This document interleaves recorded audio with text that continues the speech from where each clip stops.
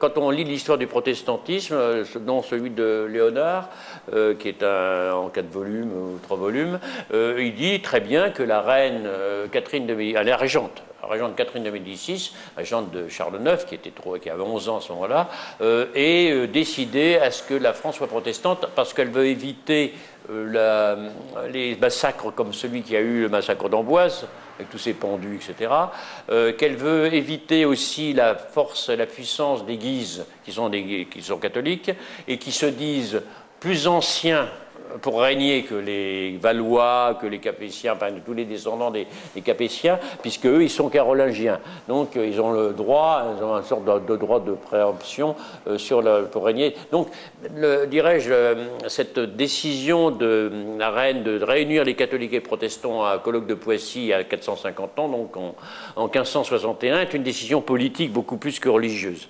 La reine n'est pas une fervente croyante, et on dit d'ailleurs déjà que le petit Henri III, qui doit avoir, je ne sais pas, 7-8 ans, ne va déjà plus à la messe. Donc, voilà. Et puis, en plus, tous les grands du royaume sont des protestants.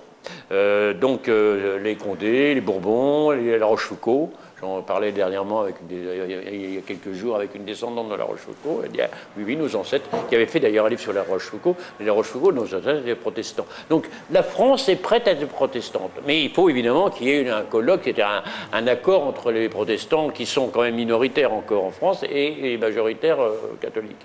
Donc c'est là où se réunit à ce moment-là, à Poissy, ce colloque, en septembre, et où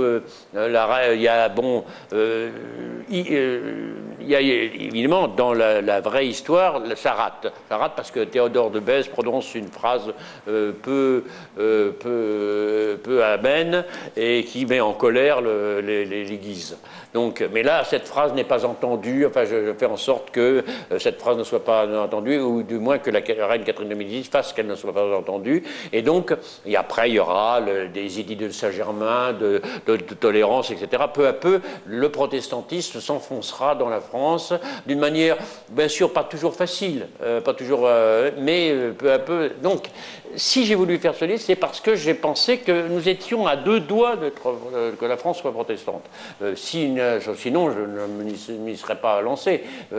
Mais en gardant une grande minorité catholique. Parce que 1500 ans de catholicisme, ça ne peut pas la chasser même en plusieurs siècles. C'est pas possible. Donc il y a une trentaine de pourcents de catholiques dans cette France protestante que va créer vraiment Catherine de Médicis.